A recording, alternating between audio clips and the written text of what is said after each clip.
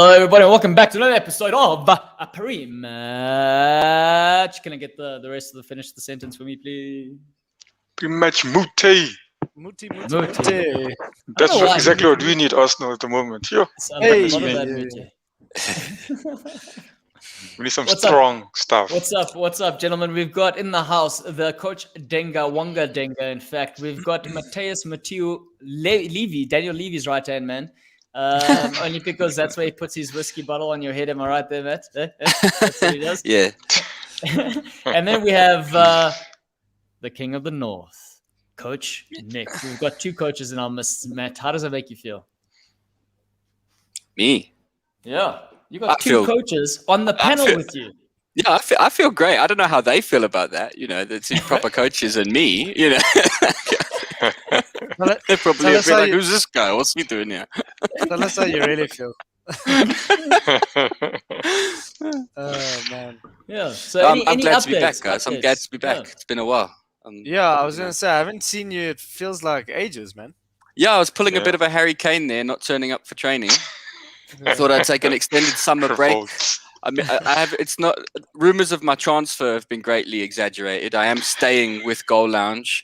Obviously, boyhood club. I've been here since the start. I came up through the ranks here, so no need to move on for me. The smallest honor with Goal Lounge. Matt is lucky there are no ranks, because otherwise would be. Yeah, if there was a bench, I'd be on it.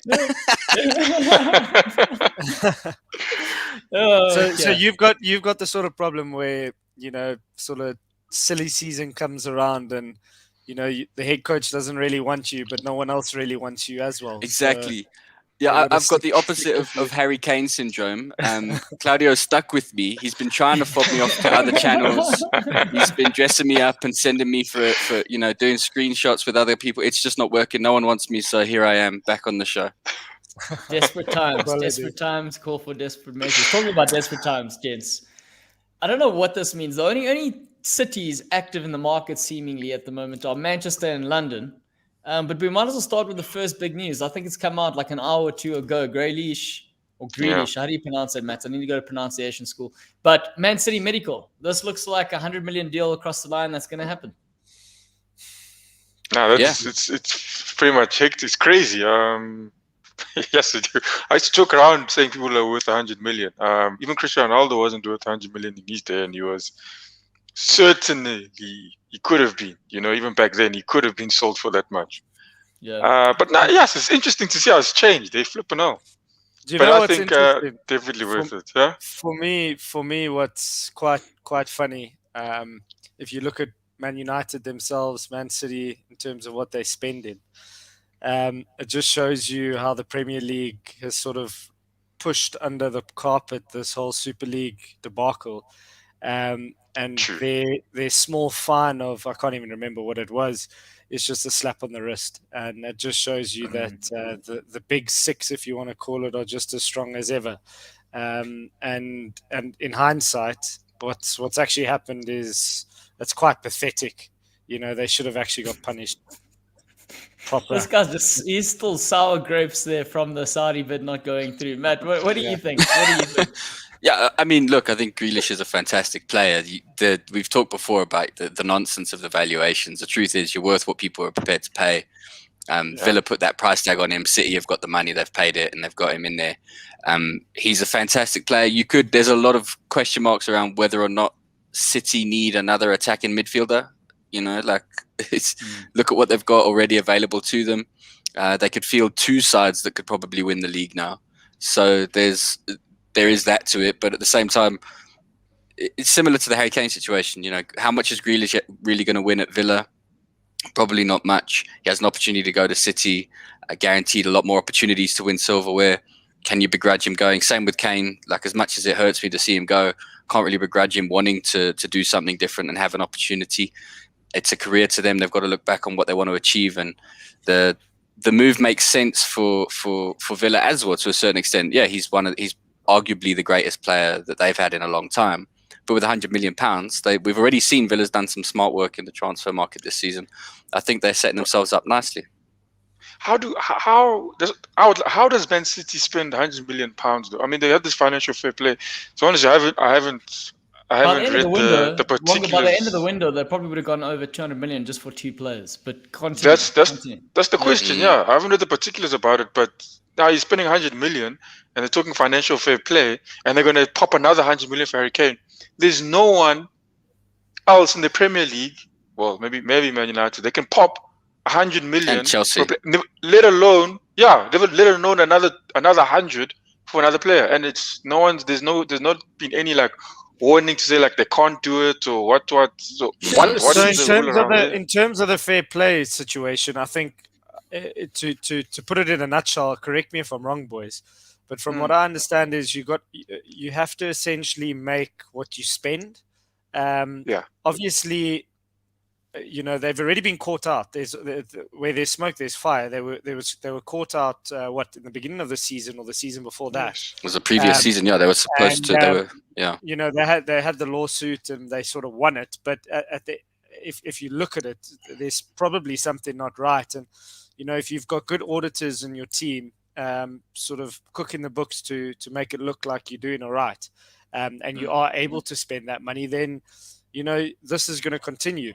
And City will continue doing this. Chelsea will continue doing this, and Man United will continue doing this. Yeah, I remember back in the day. I say back in the day, not that long ago. They used to talk about bringing back the salary cap in the league. I think it was back until the sort of the 60s or something. They used to have a salary cap, so players couldn't earn more than a certain amount. And then they did away with that, so the players could earn a lot more. And what happened with that was that obviously then, because there was no salary cap, now wealthier clubs could buy up all the good players. And I remember there being talk, and I'm talking sort of would have been the early 2000s now, people quite serious talk around bringing back the salary cap so that clubs like United and Chelsea couldn't just snatch up every player in the league. And the challenge with that is obviously these days players make a lot more money outside of football than their normal kind of their paycheck from their club, because they get endorsements and all of that other stuff. So I don't think it was ever going to really last. But there is a need for some sort of conversation around, you know, you look at a club like, previously it had been clubs like West Ham who'd grown all of these fantastic players, then lost them all and ended up never winning anything. In fact, they got relegated shortly after they produced the likes of Michael Carrick and Jermaine Defoe and Rio Ferdinand and them. And now you've got someone like Villa who've done a lot of hard work producing a fantastic player like Grealish. And in generations past, they could have built a side around him and potentially gone on and challenged for the league and other honours. And now what happens is clubs buy up all the talent. And and there's sort of two sides to it. Because on the one hand, you know, you look at how well English clubs do in Europe and how well they've done over the last 20 years. And that's large part down to the fact that the big clubs concentrate all the talent amongst them. Which is good for English football, and you could, you know, talk about that and in relation to how well the national side is doing now and all that. But at the same time, it means that you'll probably never get fairy tales like, you know, clubs like Aston Villa winning the league, although Leicester pulled it off. So it's interesting that Nick talks about the Super League, because, you know, if we go back to the American model and you look at the Milwaukee Bucks now, who have just won, they've won their league in the NBA there, and you've got Giannis MVP. They've had him for a number of years. They grew that player. Obviously, they brought him in from Greece, etc.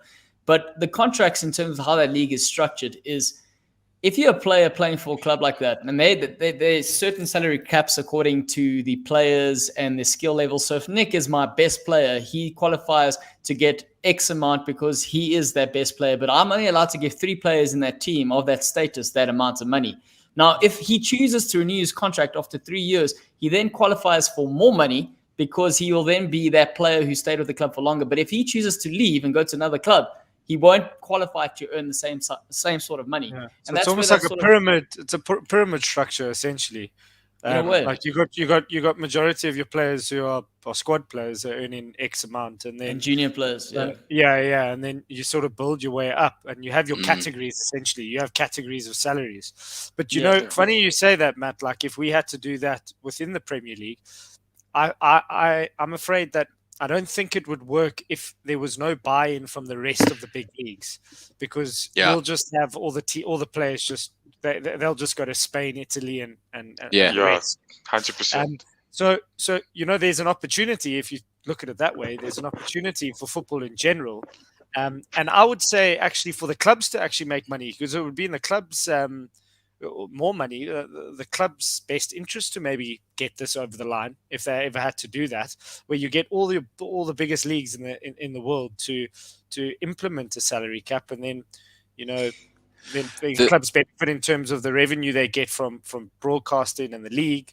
However, they might, like you said, lose sort of their grip on titles and challenging where they notoriously are. And in a way, you'd also kind of be punishing the players because the clubs can't play fair. So players exactly. You'd be saying we're going to cap what you can earn as a player because we can't trust clubs to just do things sensibly and fairly, which is also maybe the wrong way to go about it, because people argue maybe the amount they get paid is unfair or whatever, but they've also got very short, very risky careers. A serious injury can end it, and all of that. Short as well.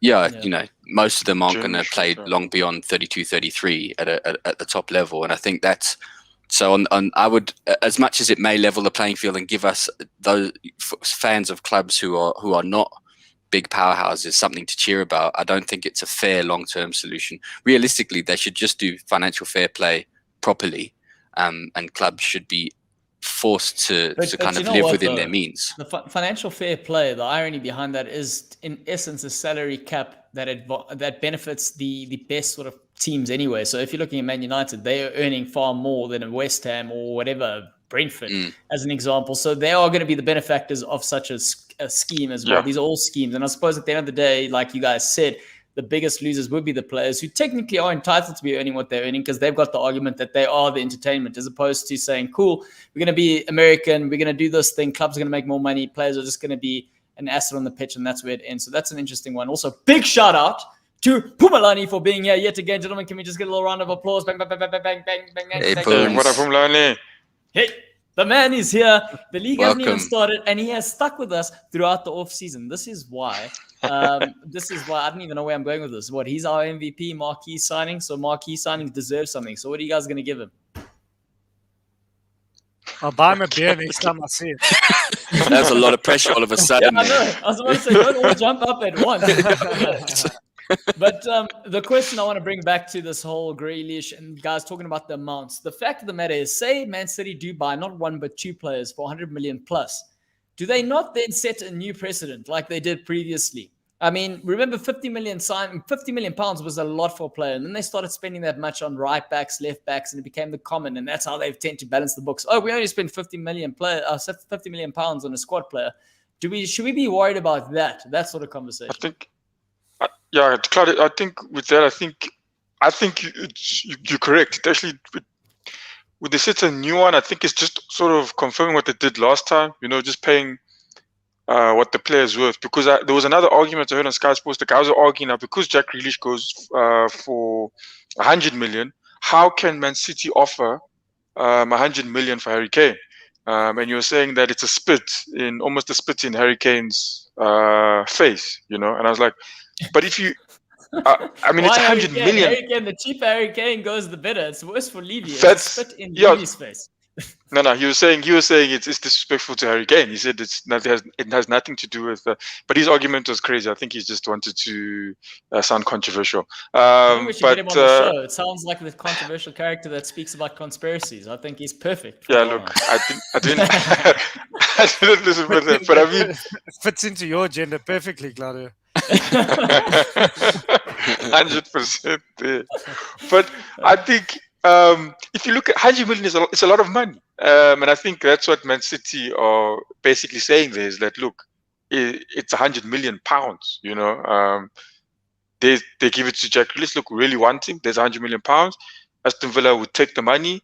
I don't think they have any. Obviously, they don't have a player like that. Harry Kane has one as well. 100 million pounds. It's a lot of money for Tottenham, especially in this in the situation they're in. They could do with it. But I agree with you in that sense. It's also not like they're the first to have done this. Look how much Mbappe went for. Look how much, and maybe not 100 million, but big figures have been spent in recent seasons. You know, Arsenal buying Pep for 72, whatever it was. I think that we're just in the Stick that market. one in and twist the knife. Do it nicer, deeper. Come on. I don't mean it. I mean Spurs spent 40 or 50 on Ndombele, and he's a good player. He's come, he's had some good performances. Is he £50 million player? I don't know. The figures are almost meaningless now. They have gotten crazy. Yeah. It's not like, it's not like buying a second-hand car and you can go look in the book, see what's it worth based on its mileage. That's not how football players work. It's all kind of subject to the nonsense of the market. But I think the risk of it is there's potential for clubs to kind of buy everyone else out of the market.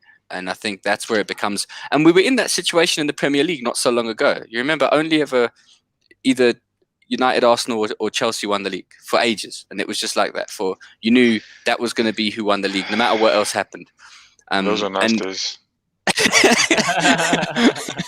Prehistoric days to some.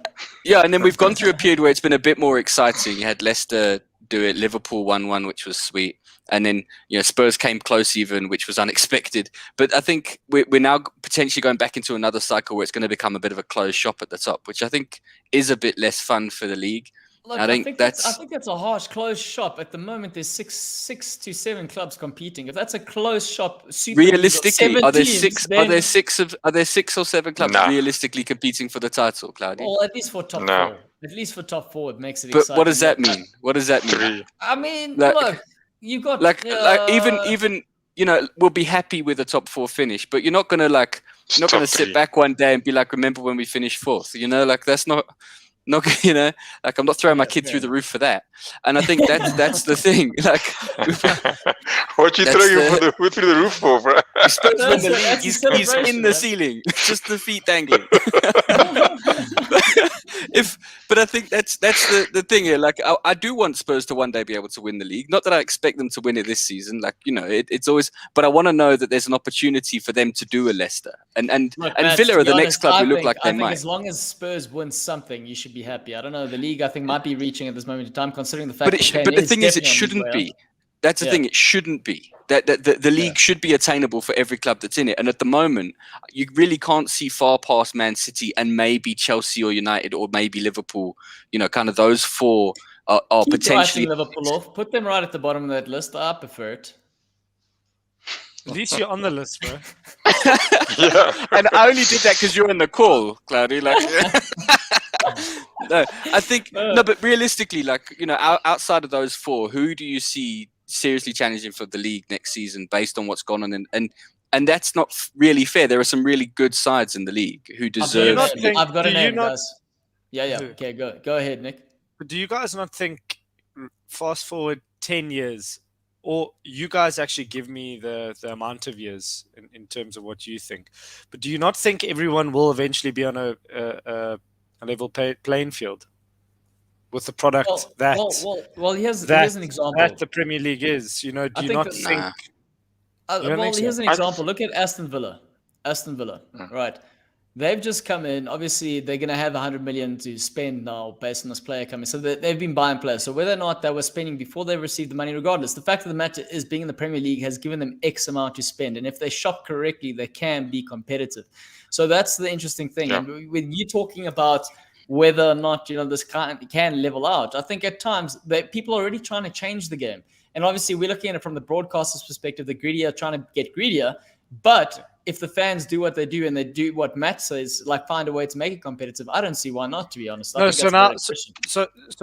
don't know if what I was saying got misunderstood. But do you not think there'll be new owners? Say it's 20 years, new owners, all billionaires, because the product of the Premier League is the product that everyone wants to be a part of. Well, I was agreeing with you. It won't get to that stage. The opportunity. You gotta love it when to buy Spurs, the opportunity to buy to buy Newcastle, there is obviously. Are you guys hearing me? You're not hearing me. No, we're hearing you. I'm listening. We're watching it. We're hearing you and we're watching it. So the opportunity to buy the small club and give it the billions that owner thinks it deserves. I think there's more and more that creeping into the league. So I wouldn't be surprised in the next 10, 15, 20 years that you've got 15 billionaire owners that are willing to spend £100 million each window on a marquee signing. But even then, it still becomes a closed shop of however many billionaire owners there are. Because billionaire owners aren't going to want to play in League Two. This concept sounds familiar. Super League. Wonga, what did you want to say? You know, like there's even that caps out. Even that caps out because fair enough. And you'll still end up with because clubs like United and City and Chelsea and all them are going to have that head start of being able to stay ahead of that curve. They're kind of got certain embedded structures that will see them through. So I don't think that just throwing more and more money into the situation is going to fix it, because there will come a point where that cuts off, and then there'll be clubs who are stuck in League Two who are never ever going to do more than League Two, and then fans of those clubs are just going to get bored and walk away, and then those clubs are going to die, and we're going to end up with sort of like the American football, the American basketball situation, where you've got a handful of really interesting clubs that everybody supports, and then no local club structures, and everyone's just like a feeder scheme to these kind of small number of elite teams, which I don't think is what football's meant to be about. Football's meant to be that romance of, sometimes I'm going to go watch my local club and it's going to be a load of really unfit dudes clogging about in the mud, and I don't have to go too far to see the one who made it out of there get into the local side, get promoted, and then play, and now he's winning the FA Cup or something like that. That's the romance of football. That's what's great about football. And I don't think I don't think we'll get that by just bringing in more and more billionaires. I think we've got to keep that. I think that's going to be very few and far between. I think that's long gone, that sort of concept. If you get one player, if you get a Grealish into that, I think this might be historic in terms of us seeing this player leave for Man City. Like, I don't know, we could document it. It's probably going to be one of the last sort of players that are going to do something. I mean, Chelsea might say otherwise from Billy Gilmore. But Wonga, what did you want to say? You wanted to touch on this.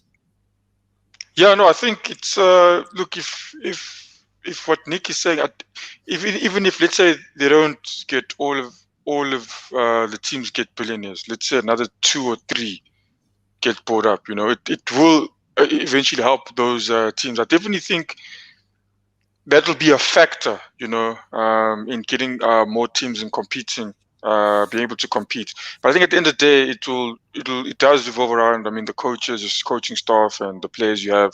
And I think with what we're seeing, like the progress in terms of development in certain countries, I think you will get the Premier League is the best product at the moment, and I think you will get more teams coming in.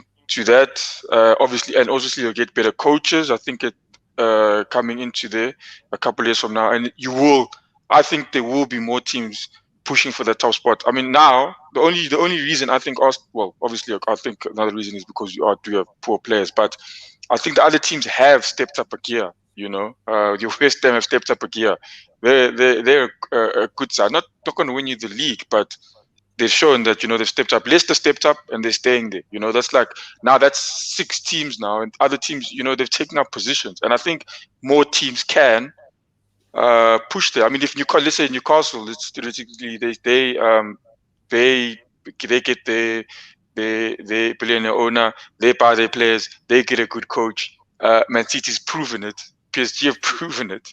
That can work, So if they're able to do that, they're one team competing in, taking another spot. Then another team just needs to follow the same model. So I think Nick is correct, though. You will see more teams coming into that, especially if the guys can make money off it. But it's interesting what Matt had said, though. Like, you can only have so many, because then there is a risk of getting relegated. Because if everyone's at the same level, and then you've got 12 to 15 teams, all with the same budget, all incredible players, literally a World Cup every weekend from all over the world. And then, like, you might find a Liverpool fight in relegation on the last day with a Spurs or something like that. Which would be quite interesting. You might also, like what you're saying now, Nick, you might also then get, like, because of that risk, you might then get people saying, okay, looking at that risk. And because they want a team, they'll go maybe to another league, because then they got, the Champions League, and they can maybe compete there. That's already happening. I think Man City, for example, have 1 or 2 other teams. They've got the feeder clubs, that whole My City. That's already what they're doing. That's where this game is going to go eventually, whether you like it, unless the fans, keep protesting and doing things. Who knows what's going to happen? But I I want to know, Jason Sergel saying congrats to City for winning the league. Is this his biased Liverpool sort of heart coming through that he's quite upset about it? Or is it his analytical observation? That's what I want to know. Well, I agree with him either way. I had a conversation with him today about you, Claudio, when you said you opposed Sterling. When I said, would you take Sterling back? And he said, you're silly to think that we wouldn't take Sterling back. He says, Mane and Salah are leaving for AFCON for 6 weeks. So you need someone to back to come into the fold. And if Grealish is there now and Kane comes there, I don't know. Maybe there's no room for Sterling anymore. He was a bit part player last season. If I'm Liverpool, I'd take him any day of the week. Well, I think any side in the league would take Sterling. Yeah, like Arsenal. But just throw your hat in the ring there. So Claudio, so do you stand by what you said a couple of shows ago, or? Look, I think based on what I was asking with regards to what Jason was saying in this comment below, whether or not it was an analytical or it was spoken from the heart, I think definitely speaking, it was from the heart previously, given the fact that few factors weren't considered, like the AFCON and. So, right now, if the guy's heading over for cheap, sure, why not? That's a good squad player to have. But still, look, Grealish going to Man City, someone's going to give. And I've already seen rumors that Silva might be heading the other way or might be heading somewhere else. Definitely not the other way, sorry. Silva the other way. Jeez, I was going to say. That's talking about the other way and talking about teams that could sort of potentially compete. Danny Ings to Villa, Cantwell possibly to follow. Obviously, they're trying to fill this gap of Grealish, but how much will they be affected considering the fact they've already signed Buendia, a player that was heavily linked with Arsenal prior to that, snaked you guys, went to Villa instead. Also showed a status of where Arsenal is. But as the Villa gents, where do you think they're going to potentially land up? Do you think this is a huge blow? Do you think they're going to be able to steady the ship? They've also lost John Terry as assistant manager. Where did he go now? I didn't hear that. I think he just left. I don't know. He probably has something lined up. I'm not too sure. But I think based on, selling Grealish is obviously huge. And it does leave a big gap within terms of, goal creation or chance creation, sort of the flair that Villa have. All generally comes from him. He wins a lot of fouls. Obviously a quality player. But if they are able to spend the 100 million, honestly, you see a lot of teams sell players for big amounts of money and then the club don't spend it. Ask Matt. And so it looks like they are spending. I don't know how much they would spend on Danny Ings and Cantwell. I'd still think there would be quite a bit more to spend. But, after the season they had, would they need to change a whole lot? I wouldn't think so. I think Cantwell is an unbelievable player. I was very surprised no one in the Premier League snapped him up when they got relegated 2 seasons back, Norwich. And Danny Ings banged in the goals again last season for Southampton. So, you add his goals to Ollie Watkins' return last season, you've got a good chance of probably improving their position of what I think they finished 9th or 8th. And then Cantwell. Also, Cantwell Leon Bailey. 11th. I forgot to mention Leon Bailey in that from Germany, Bayer Leverkusen, Jamaican player. Also was linked with a couple of big teams. How did they manage a player like that? Yeah. Apparently he's pretty good. I heard about him today actually from Jason. But very good. I also think Cantwell, he isn't Grealish, but I do think you'll see a Cantwell in England shirt very soon. If he has a good season with Villa and sort of tries to fill that void of a Grealish, obviously big shoes to fill. But doing the business already before they sell it in, they obviously knew he was on the way out. I wouldn't be surprised if they have another good season. Yeah, look, I mean, if you're looking at Aston Villa, their problem. I mean, look, I'm just obviously the top level. You're looking at from the top. I'm looking at the league now. Aston Villa finished 11th. Arsenal scored 55 goals. Chelsea sitting 4th have scored 58 Sorry, goals. Wonga, I just want to stop there. I don't know, Matt, when you're in a corporate room or whatever and the guy's like, we're going to talk high level. I like how Wonga's like top level and he's really referring to the teams in the top tier of the league. That's definitely a saying. Top level. This is a top level conversation, Wonga. You guys are only 8th on the log. We're talking top level here. Okay. I'm so maybe I must use the right word. I'm saying just looking at it from just from the face, not going any deeper. I mean, just looking at the goals and stuff. So Chelsea have conceded. Chelsea scored 58, only 3 more than Aston Villa, but they conceded only 36 and they finished 4th. And Aston Villa have scored 55, same as Arsenal, but they conceded 46. They conceded more than both teams, and they ended up 11th. So I mean, there it's obvious. I mean, they've conceded too many goals, lost those games, but now they're getting more attacking options. Can I Maybe tell they you who wanna the score more problem is goals. there, Wonga? The I'm problem is listening. Tyrone Mings. He is the problem. You I don't think? think he's good enough. A lot of people That say guy- he's a quality defender, but I don't see it. I've seen him being torn apart left, right, and center many times. And when Jolinton tears you apart, then you've got something shaky about your business. But I he think came out the thing with actually saying. defense. He came out saying the other, I think last week, that he went through some mental period, mental issues, because of the expectations that they had of him. But they said I don't know if he did play, but they said people were saying when he played, he actually played well. But he said definitely he said that the pressure got to him. He did say that. He did admit to it. Yeah, I think that was interesting. Whenever I think about that question of defense versus attack, the difference is that for a team to score a lot of goals, you can get away with having 1 or 2 really amazing players. Look at Spurs with Son and Kane. They scored all our goals. They made everything happen.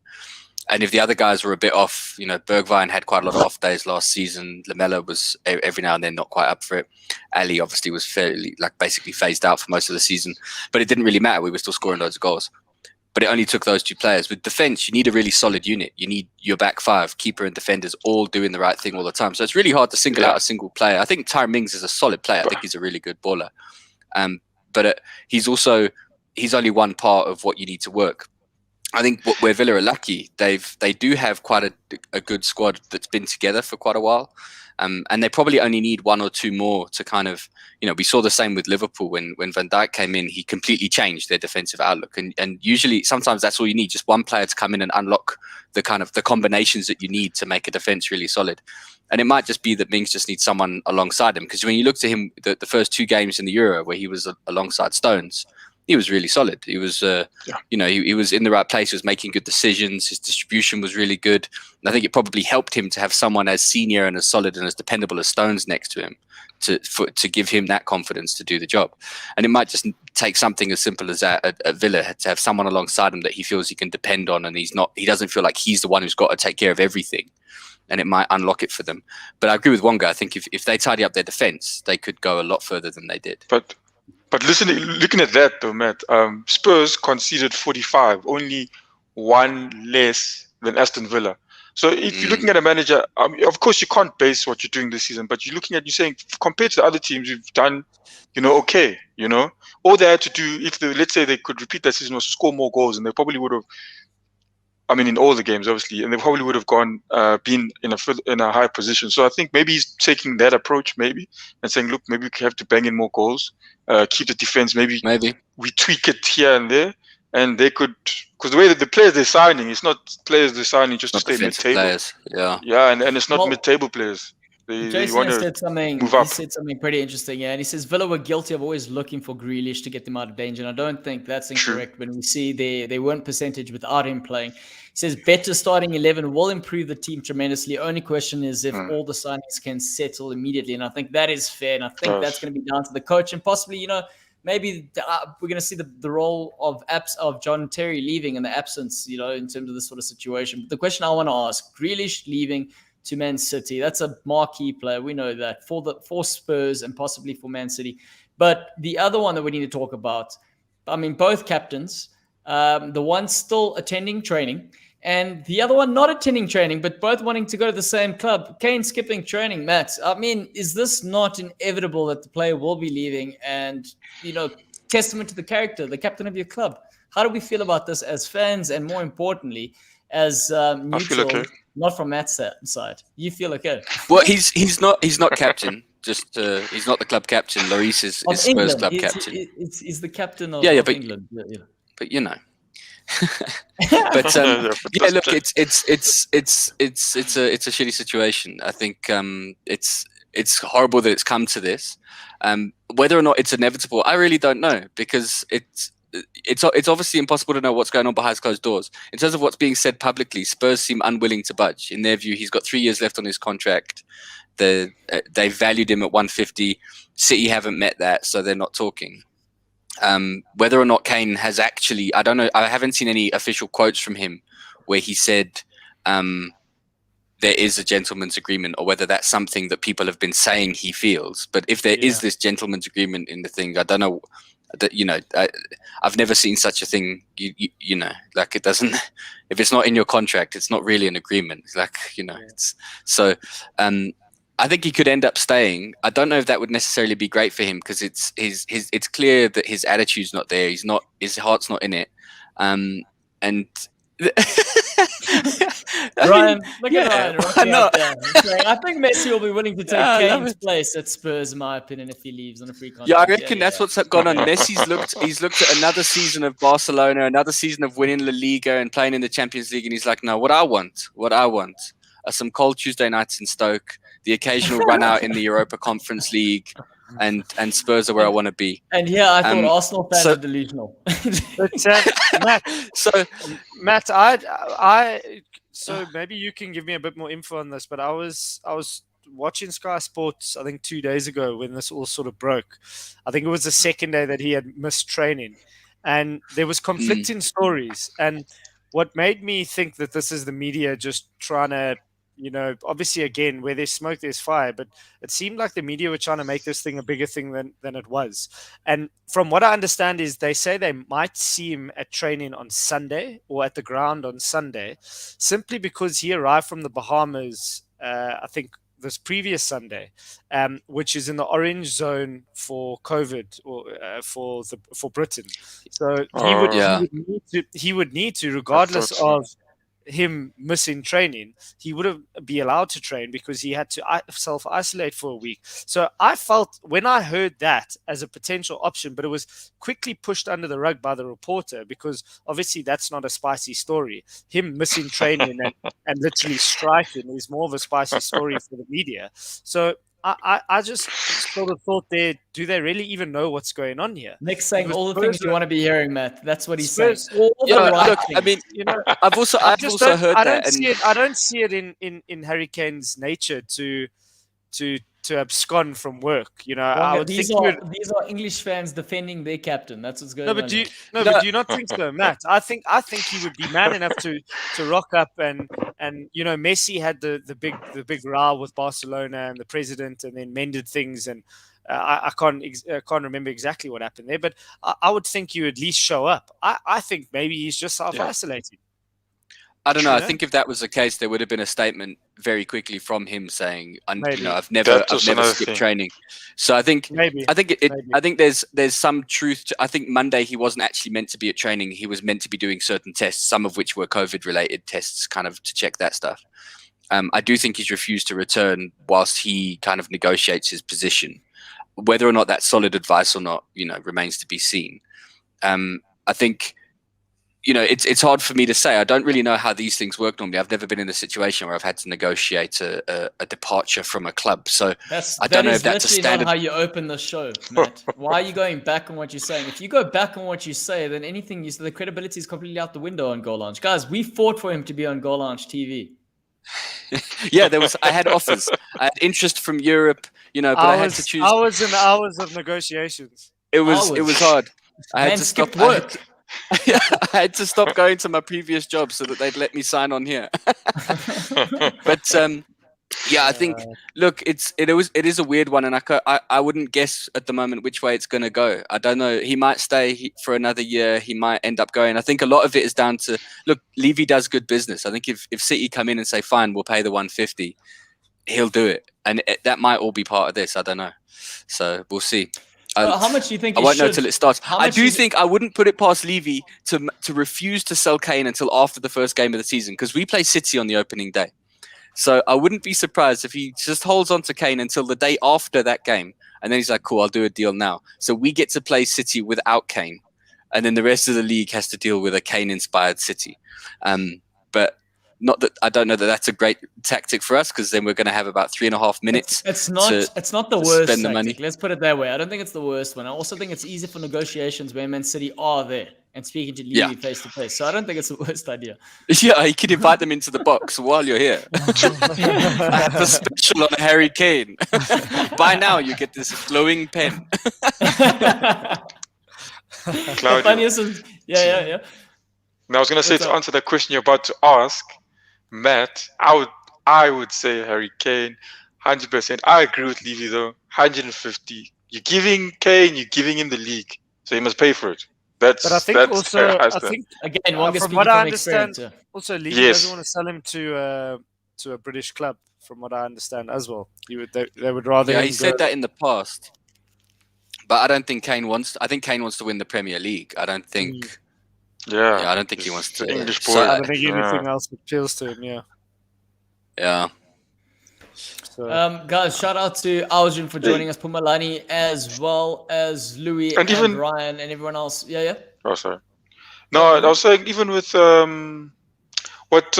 what Matt was saying about saying that Harry Kane has also released a statement. He could be playing it around. You never know. Maybe he's doing what Nick said he's doing, and they said no, don't say anything. Let them speculate. Maybe helps him in his position as well.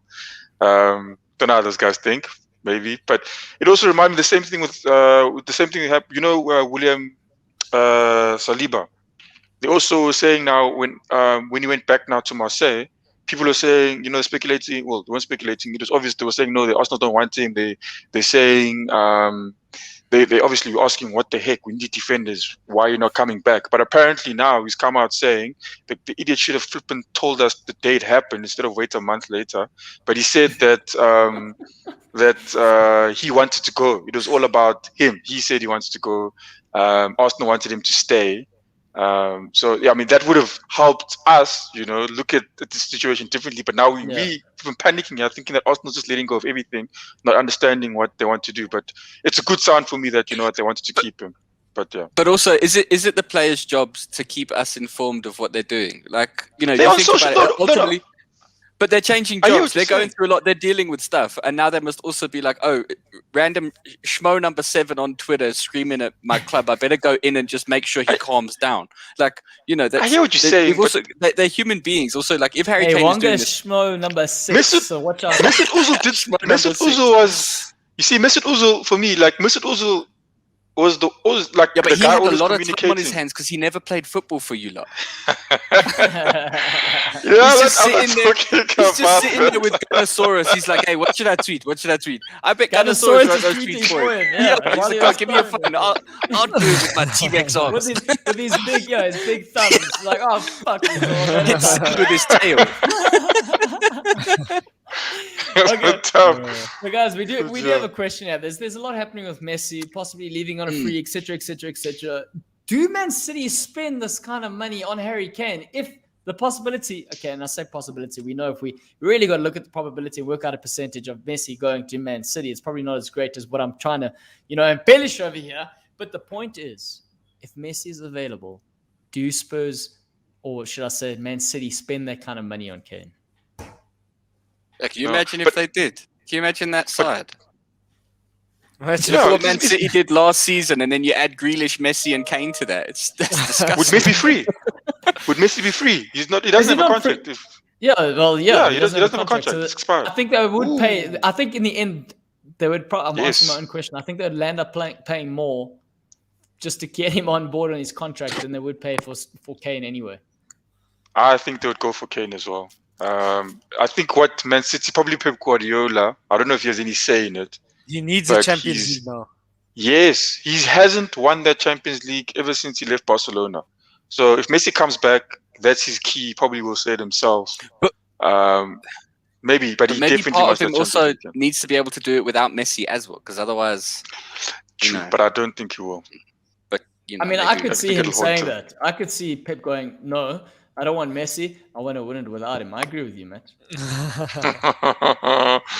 A win's a win for Pep, I think. Well, he's been Otherwise, he winning. wouldn't have. He's been Barcelona, Bayern Munich, Man City. It's otherwise you probably would have gone to an Arsenal. Goodness me, and that's a challenge. Yeah, I didn't think so. He went to Man City. Messi to Arsenal. No, I'm saying Pep Guardiola. If you wanted a challenge, you would have joined Arsenal. Yeah, that's a fair But you statement. went to Man City. That's a humongous challenge. That's more than a challenge, yeah, bro. That's a real challenge. It's a test. It's a test. Claudio Ranieri wins.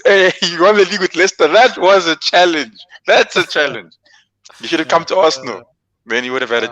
In fact, you can still come. It's not late. Then you'll have a true challenge. Maybe that's why he sent Arteta, just to lay the groundwork, like just find out where all the good like sweatshirt shops are in North London, and just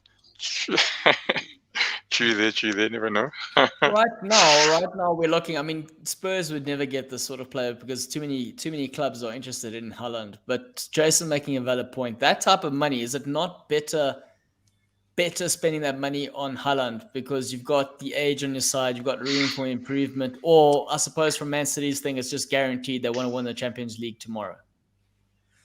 I think Jason's referring. Is he not referring to City spending the money on Haaland? Not Spurs. Yeah, I think that's a more realistic one than Spurs. Yeah. Spurs could take all the Kane money and half their squad and throw it at Dortmund, and Haaland's still going to be like, no, thank you.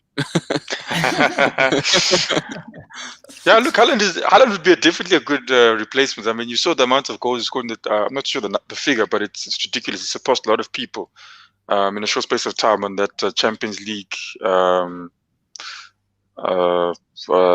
goal tally. So I think it would be a better investment. Obviously, if he wants to get bought, I think he's definitely a long-term player. Haaland, he's not going to just be a one-hit wonder. He's definitely going to be a solid player when he's reached his peak. Yeah, that's what I think.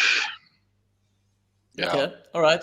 And a quick one. This has to be quick. Ideal club for Messi. If he doesn't stay at Barcelona, which club should he go to? Man City.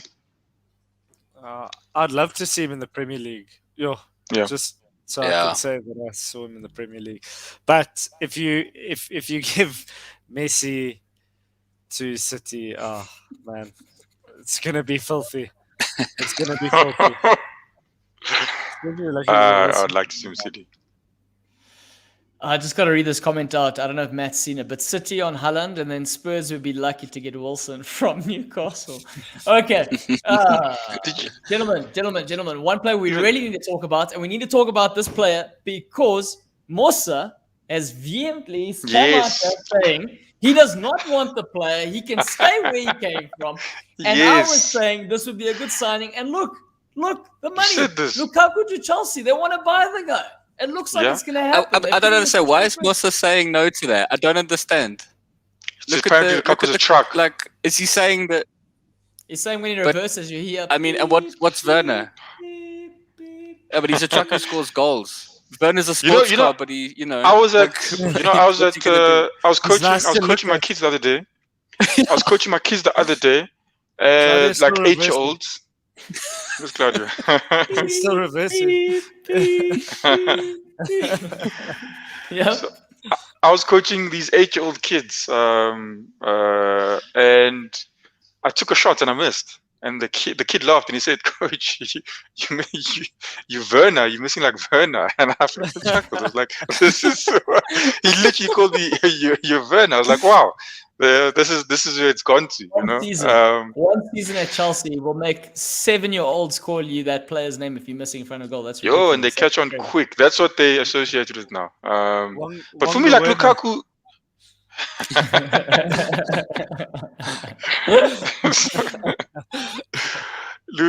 Lukaku, I've rated him. I just wanted to say that I also wanted to bring this topic up for Musa's sake.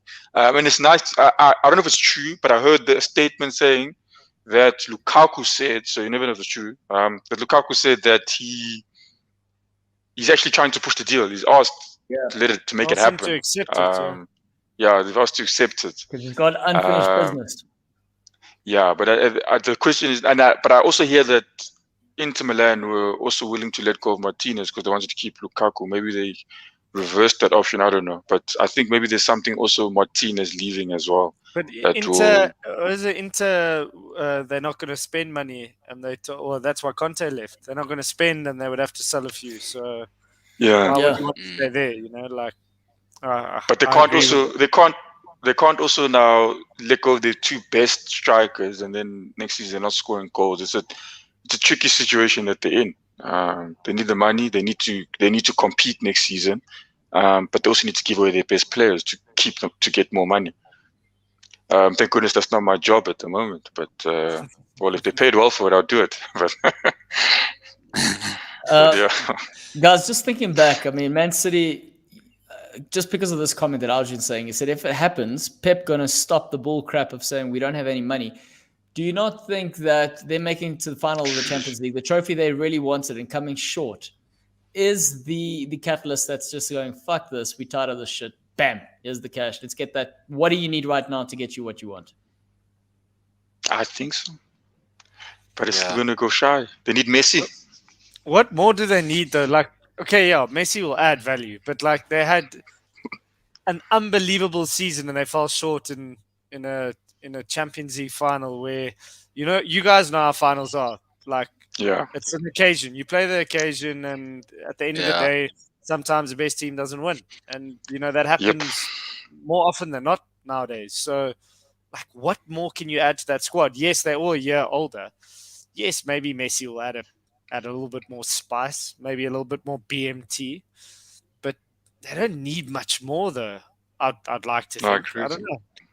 Yeah, I think they don't need a lot. They need a bit of luck on the final. You know, they and maybe not to overthink it. You know, his approach was slightly off on the final. I think we talked about it at the time.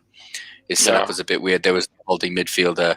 They left themselves too exposed and took advantage of that. And I think, you know, on a different day, we know City could beat any side they come up against. You know, add Messi to that, add Kane to that, add Grealish to that. Does it make a, you know, how much more is that going to give them? I still think they're one of the strongest, if not the strongest side in Europe at the moment. But the thing is, he's got to pull it off. I think he's got to get the Champions League to really, you know, we don't know what kind of timelines they have behind the scenes, but I'm pretty sure in the next 1 or 2 seasons, the expectation is to go one better than just being the losing finalist. And when he finally does it, though, we're all still going to sit and be like, yeah, but he only did it because he spent 250 million on players. No. Like, do that with Stoke, you know. That's the nature of the game. No. But hang on. To be fair, you just pointed out the fact that, you know, tactical changes for some reason. We all know he overthinks it. This is when he does get it wrong. So maybe the guys, the hierarchy, are going, listen, let's not give him a reason to botch this. Let's just give him literally everything right now. And even if he decides to have that wobble on the day, we'll still come out right. I mean, Pumalani's saying Messi's definitely going to Man City. Jason's saying City got to the final without a striker. And I mean, these are both valid points. But I just want to touch on the Lukaku thing. He didn't win it. The Lukaku point. Lukaku. Mm-hmm. Firstly, isn't going to Chelsea a good signing for Chelsea? And secondly, obviously. I mean, is he a good signing? 20 goals versus 0. Yeah. Yeah, a striker that scores goals is a good signing for Chelsea. Danny Ings would have been a good signing for Chelsea. Goodness, I think he would have actually and that's the thing about Danny Ings though. If he can stay fit, he's a quality. I think his goal to shot ratio is quite impressive. He's got a good instinct. You look at his positioning, you look at his confidence when he does take a shot. He's actually a solid striker. I mean, I joke, but he actually is he was someone I know that Spurs were thinking about as a potential to come in and be one of the players that potentially replaces Kane. But Lukaku to Chelsea, he's a phenomenal striker. He's got a bad rep for whatever reason. People don't rate him the way they rate others. But in a lot of ways, he's very similar to what Drogba was. Big, strong on the ball, really good at hold-up play, quite a deadly finisher, a lot quicker than you think he's going to be because he is the size of a small country. And I think that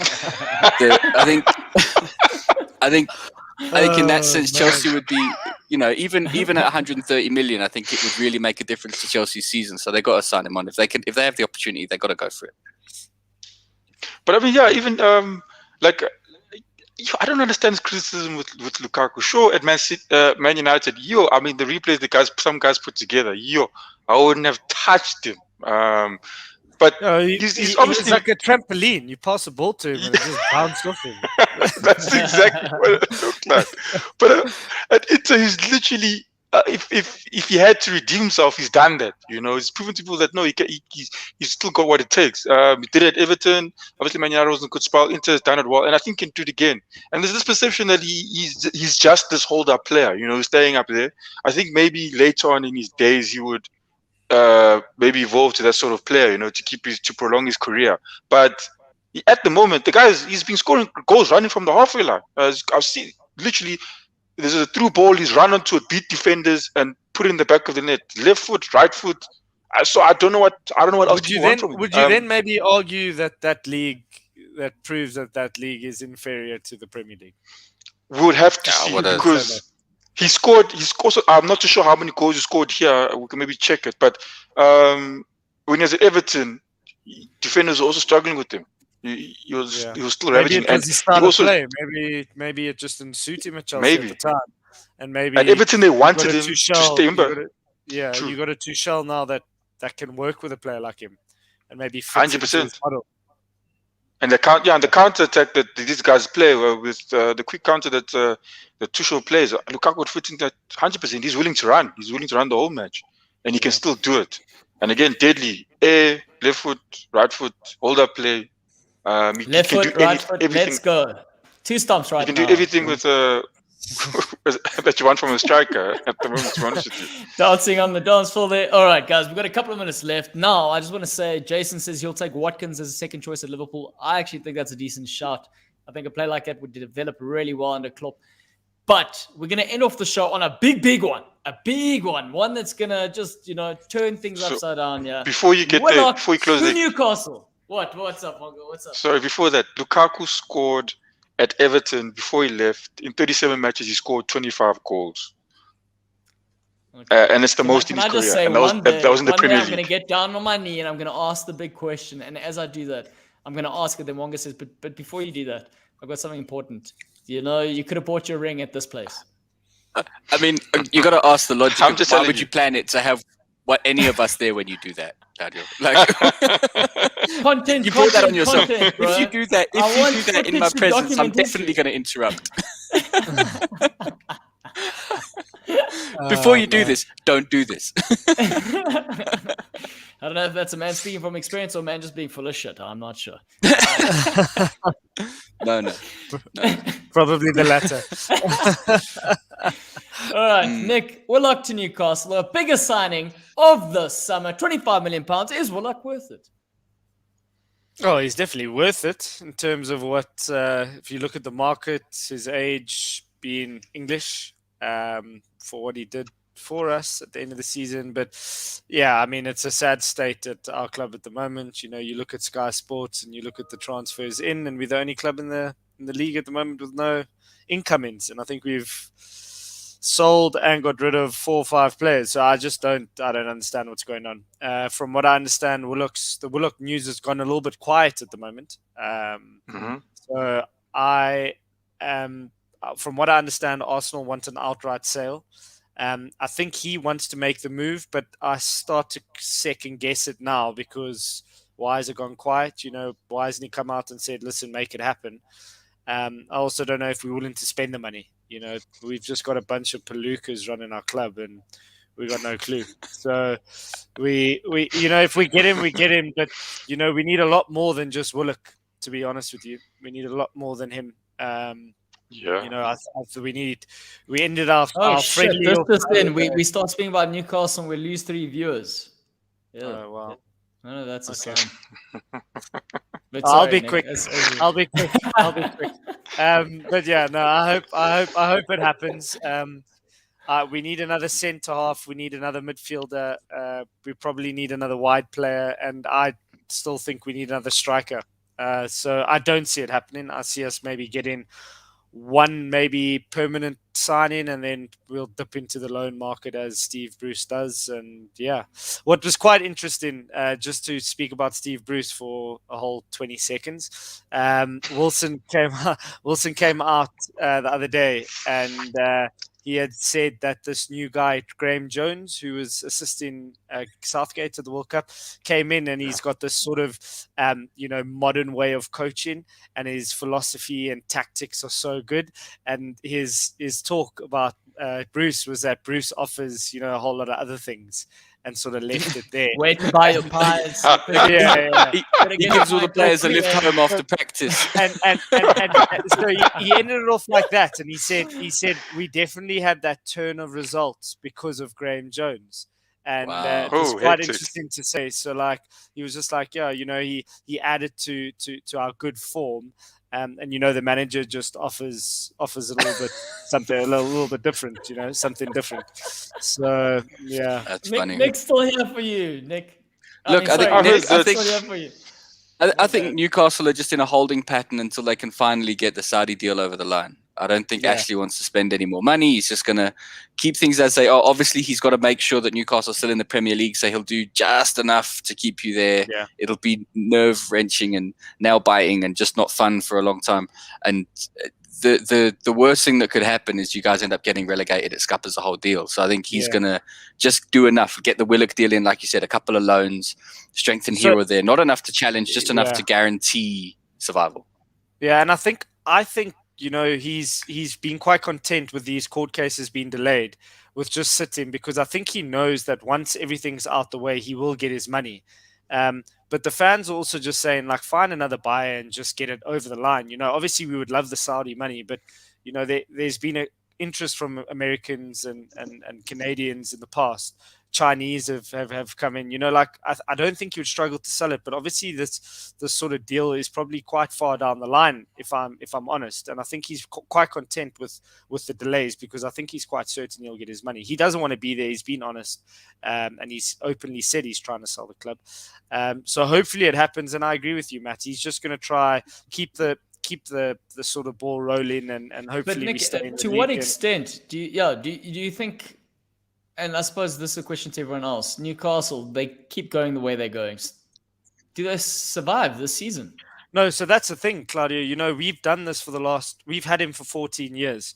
We had this same situation when we first got relegated. We fortunately bounced back. We did it again with getting a Steve McLaren, spending £120 million, thinking he's our next savior. And then we ended up getting relegated. And fortunately, we bounced back again. So this happens every couple of years. So if he's not careful, it could be. There's no, the league table doesn't lie. If you're not good enough, you will be relegated. Okay, but Nick, right now, as things stand, we're going to be in another battle. You guys laughed about it and you said you didn't even have to worry. But if you look at the long parts of that season, I'm sorry. I'm thinking back about all the moments that you said they were getting relegated. I'm just thinking about that. That's live. Yeah. I'm not sure. Anyway, yeah. No, 100%. So if we were in a shit position for a very long time, and yes, it came right at the end. But like all does with teams, luck runs out. And, eventually you're not going to have Jolinton scoring a deflected goal that was going for the corner flag and eventually goes in. Like, it's not always going to happen, unfortunately. So, I think killing Wonga here. So, and that classic saying, in the Premier League, if you're not improving your squad every season, you just you're actually not even standing still, you're going backwards. Yeah, standing still is going backwards. Yeah, standing still is going backwards. So, I do worry. I do think we will get 1 or 2 1, 2 or 3. I don't think anything more than that. We're not going to set the league alight. I think our biggest thing is if we can hold on to St. Maximum, keep him injury-free, Almiron injury-free, and Wilson injury-free. I think we've got a good chance of, spoiling the party at a few clubs this season, away from home and at home. So, yeah, we'll see. We just have to keep. But what was quite interesting, we were speaking about Grealish and Kane. If they go, that's £200 million. Newcastle are going to be sold for between 300 and 350. So those two players are worth. It's crazy to think. The money's huge. Yeah, money's ridiculous. I think on paper, Newcastle have got a squad that should stay up easily. You look at the players they've got on their Yeah. books. I think what's always let them down, and Nick has pointed it out. You might not have heard it. He doesn't always say it out loud, but I think what's let Newcastle down has been Bruce's tactics. I don't think he doesn't utilize the squad He's very really well. kept that to himself. Nick, He I'm not has. gonna lie. He's in many ways he's far too diplomatic about Steve Bruce. Yeah. But I think maybe this season he'll speak up. Who knows? And I think that's always been the issue. I think that they've got a squad that should be good enough to stay up quite easily. I think they need a bit more. If they were going to challenge for Europe, they'd need a bit more here and there. But I think they're not a team that should be in a relegation scrap. The fact that they are is more damning of Bruce than the squad. But to Ashley, it makes no difference. 16th is as good as 8th in his book because all he needs is a squad to be is the club to be in the Premier League, so it doesn't affect his selling price. If you look at this, just to add on, if you look at Steve Bruce and the caliber of manager he is, he's been around the block for like a good 20, 25 years, or no, let's call it 20 years. His caliber of or type of coach is sort of, it's been siphoned out of the Premier League. There's not many teams with his sort of. You don't have your Sam Allardyce. You could say Sean Dyche. You got Sean Dyche, who's probably a proven survival specialist. But other than that, you've got these new up and coming managers who are different. They're modern. They've got these new ideas, and I just think we are very, very backward in the way we've. Even Fulham with Scotty Parker. Obviously they went down, but he was exciting to watch. Obviously good football doesn't always keep you up, but he's not there anymore, by the way. He's at Bournemouth. He's at Bournemouth.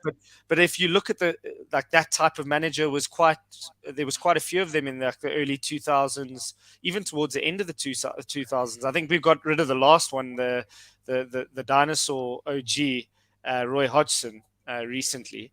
But other than that, you've got it's Steve Bruce, like Shame. Arsenal are trying to get rid of their dinosaur too. Robin David Ferreira, Moyes is still there, but he's kind of reinvented himself. Yeah, you could have said he was one of that generation, but he seems to have updated his approach to the game and kind of moved on a little bit. Reinvigorated his approach, I think. Yeah, definitely. Whereas Bruce is still playing the same football he played in 2005. Which is definitely no longer working. So, I mean, you even look at the teams that got promoted. You've got that exciting manager, the guy with the long hair from Brentford. He's, what's his name? Thomas Frank. He's so enthusiastic on the side of the field. He chews like a cow on the side of the field with his chewing gum. He looks quite exciting. I mean, his sort of approach is nice to watch. And, I'm stuck with Steve Bruce to entertain with his entertainers. Yeah. I suppose that's the flip side of the coin of the money in football, where you got an owner like Mike Ashley who really doesn't care about what's going on the pitch as long as he's not losing value in the product he's attempting to sell on to the next owners. Yeah. And I think maybe that's something we'd want to think about if we were going to inject a few more billionaire owners into the league. How many of them would then start looking at the football as a sideshow to the business rather than the core thing, which, for all the people, the faults that people point at, Abramovich at Chelsea and the guys at City, at least the football is still their core focus. Abramovich, as we know, is very involved in the football and is really excited by it. And I think we don't want to necessarily lose that. Even if your owners are billionaires, you want them to care about the football, which is another thing to think about. Yep. And on that note, I suppose we might as well finish off with a quick final thought. Wonga Denga, Nick, Stothard, and then Matthew. Let's hear it. What do you guys want to end off with? I have nothing to say. Just yes, I mean, I'm just wondering about Arsenal if they actually know who they want. Because every player I see, it's like, oh, he's linked to Arsenal. He's linked to Arsenal. He's linked to Arsenal. No, Arsenal going to do a swap deal with him. We'll end up having no players, I promise you, with all the swap deals we linked with. News. But anyways. Shaka is staying. I mean, that's great news. Nick? That's not great news. That's the worst news ever. Goodness me. So my final thought, am I the only one who's thought that Wonga did a full Foden hairstyle tonight? I think it's just the light though. At some angles, I thought you had dyed that. Bleached his hair. Actually, I want to see that. Guys, if you want Wonga to bleach his hair, please drop that in the comments and we'll do our best to convince him. Yes, that would be awesome. No worries. Bleach If Tottenham for beat longer, us let's next, go. if Tottenham beat us next season, I'll bleach my hair. That's a very likely. This coming season. No, this coming Likely season. What, home and scenario. away. Home and away. If Harry Kane leaves, let's say, and Tottenham beats us, I'll bleach my hair. Okay, but there's 2 factors there now. Actually 3. Like, just Wait, beat home you and away once. or No, just like beat in- once? No, Just I'm once. saying, Harry no, Kane if they- leaves and you beat them once, and they beat you yeah, once. beat us once. Just beat us once. Yeah. Okay. What's happening, bro? Wonga, I don't know, man. I feel like If you're Harry going Kane to leaves- regret that. We are This is filming we'll this. see. We are Tottenham, yeah, filming- this that's is being filmed, happening. and then we are filming your hair being bleached. I don't know. I think, When do don't get me Spurs- wrong, Harry There's Kane's no an way. important play player, but Arsenal? if There's Wonga's no- saying they played that- them this if weekend. Wong- But not. I'm not talking about this weekend. I'm just talking about in the league. I'm talking about in the league. If he When stays, do you Yeah, play there's them more in and the more league? terms and conditions coming in this thing, but No. It's too late. It's too late. He said Yeah. it now. It's far, It has to but- be in the Okay. league. It has to be in the Okay. league. Kane has to not be playing for Spurs, and they have to lose. And it doesn't matter home or away. He's bleaching his hair. Gentlemen, get that bleach ready. If someone wants to sponsor that bleach, please do it. We'll send you our address here at Goalloungetv. Matthew, what do you want to say? Final thing there. I'm glad to be back. I'm glad that the transfer rumors have been put to bed. I'm not leaving Goal Lounge. I'm going to be here for the next season. There was a bit of confusion about when I should be back at training, and I apologize to the What's fans touch and for, go? for It any was touch and go. for, You did for get any some, heartache I might have caused. I was tapping up? obviously fined my match day fee, which Yeah. I'm going to be giving to charity. Bleached Hairs Anonymous or something like that. And good to be back, And I guys. mean, looking forward to we the thought new Daniel- season. I'm We just thought happy you Daniel never Levy got was arrested. involved. I'm just happy you never got arrested on some Greek island on holidays for fighting, protecting your sister or something like that. My sister can look after herself. She'd be looking after me. Gentlemen, thank you very much for a fantastic evening. We will be launching a fantasy league, so get those teams ready. We'll be touching on that next week. And yes, you can see we're 8 days away from the Premier League because, viewers came out to rock with us again. So we appreciate that. Thank you very much. Guys, I'll see you next week. Have a fantastic one. And remember, Stop it. Stop it. Yeah. I remember. Stop it. he Stop didn't it. I was going to say be cool. yeah, That's a lot. funny, man. I was going to say be cool too. I also got confused there for a second. Thanks, Nick. You said it. Okay, 3, 2, 1. Stop Stop it. Stop it.